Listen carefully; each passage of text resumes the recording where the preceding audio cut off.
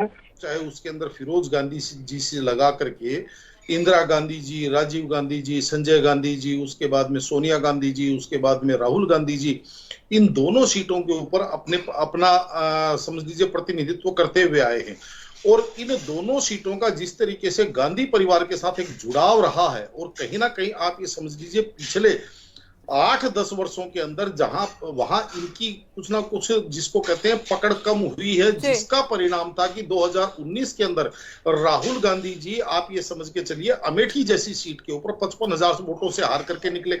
और इस बार जिस तरीके से वो ही गलतियां, तमाम जो गलती पहले पूर्व के अंदर की गई थी, उसी प्रकार की गलतियां कांग्रेस के नेतृत्व कहूं या कांग्रेस की जो जो नीति निर्माता है उनके द्वारा कहूं, कि उन्होंने दोबारा से आप ये समझ लीजिए कहीं ना कहीं अमेठी के अंदर अपने आप को फंसा के रख लिया। और आज की तारीख में ये वो वाली कहानी है कि जिसको कहते हैं ना कि अब ना ना उगलते बन रहा है और ना निगलते बन बिल्कुल। रहा है। ये बात इसलिए कह रहा हूं क्योंकि अब अगर वहां से कोई गांधी परिवार का सदस्य चुनाव नहीं लड़ता है, तो कहीं ना कहीं आप ये समझ लीजिए उत्तर प्रदेश से एक तरह का कांग्रेस की या यूं कहें गांधी परिवार की विदाई जी। समझ के चलिए। क्योंकि केवल एक सीट नहीं होती है, शीर्ष नेतृत्व के द्वारा जब भी किसी क्षेत्र से प्रतिनिधित्व किया जाता है तो उसका एक पूरा मैसेज पूरे क्षेत्र में जाते हैं। उदाहरण के तौर पे आपको मैं बताऊं, प्रधानमंत्री नरेंद्र मोदी जी की जो कार्यस्थली या कर्मस्थली रही है वो गुजरात रही है, लेकिन उन्होंने गुजरात से आकर के और 2014 के बाद में बनारस से अपने आप को प्रतिनिधित्व दिया। उसका कारण यही था कि जिस तरीके से मध्यांचल है, जिस तरीके से पूर्वांचल है, जिस तरीके से अवध है, जिस तरीके से बिहार है, यहाँ पे तमाम जगह बनारस से नरेंद्र मोदी जी के द्वारा चुनाव लड़ने से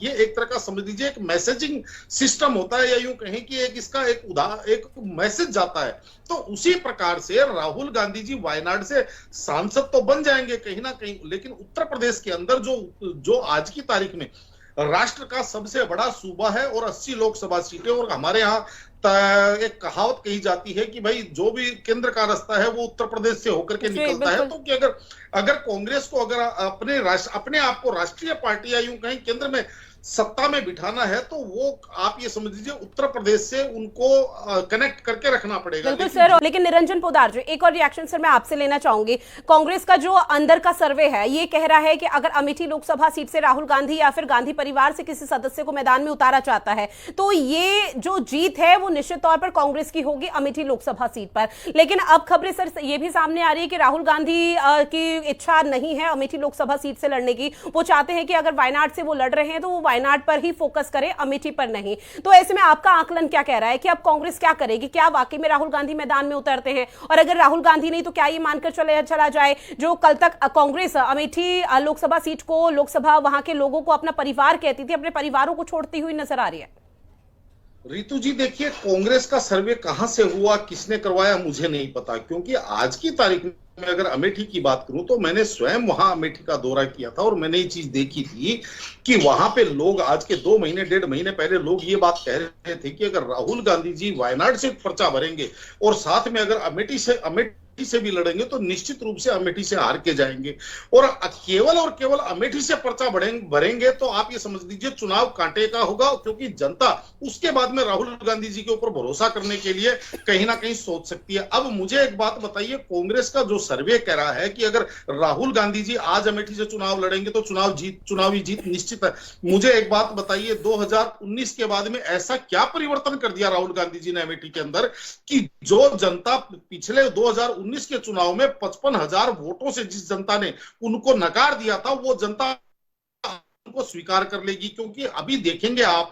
पिछले 5 वर्ष का कार्यकाल भी देखेंगे तो राहुल गांधी जी केवल 1 या 2 बार, वो भी अपनी जो उन्होंने भारत जोड़ो या न्याय यात्रा या भारत जोड़ो यात्रा के तहत वो अमेठी से होकर के गुजरे। जबकि दूसरी तरफ स्मृति ईरानी प्रत्यक्ष या परोक्ष रूप से अमेठी को पिछले 5 वर्षों के अंदर 28 बार दौरा कर चुकी है। और वहां पे अभी इन्होंने पीछे जो अमेठी के अंदर एक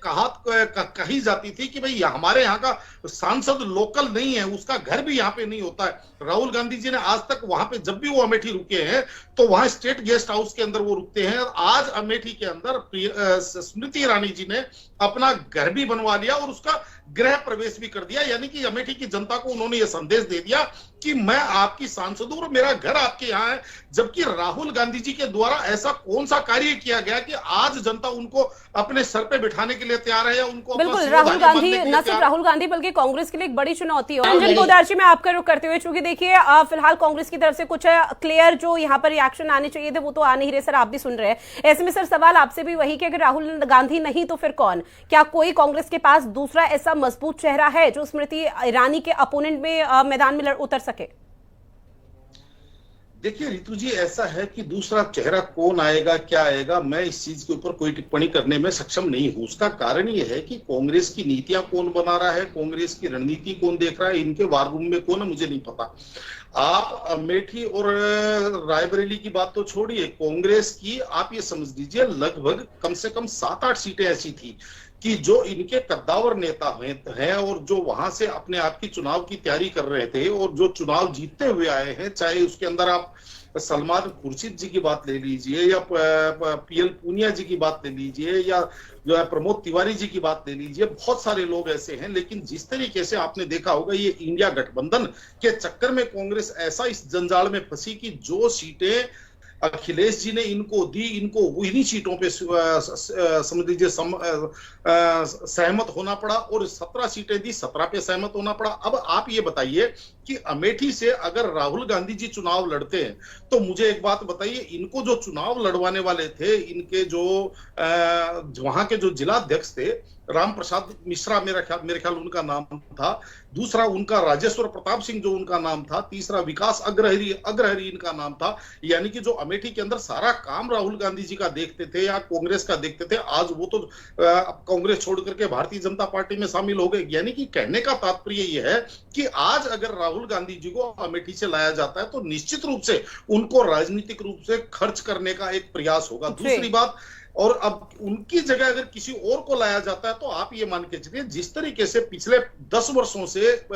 2014 में चुनाव हारने के बाद में भी स्मृति ईरानी जी ने जिस तरीके से अमेठी के अंदर अपना पड़ाव डाल दिया था और 2019 का चुनाव जीतने के बाद में जिस तरीके से जनता के साथ उन्होंने कनेक्ट किया है, निश्चित रूप से आप ये मान के चलिए अगर राहुल गांधी जी के इतर कोई भी कैंडिडेट होगा तो वो स्मृति ईरानी जी को चुनौती बिल्कुल। और स्मृति ईरानी को लगातार हमने न सिर्फ 2014 बल्कि 2019 में जब वो जीत कर आई थी सर, हमने भी देखा किस तरह से वो लगातार वहां पर महीने में कम से कम 2 से 3 बार तो दौरे करती थी। बहरहाल आप सभी मेहमान हमारे साथ जुड़े, इस महत्वपूर्ण विषय पर चर्चा की, उसके लिए आप सभी का बहुत शुक्रिया।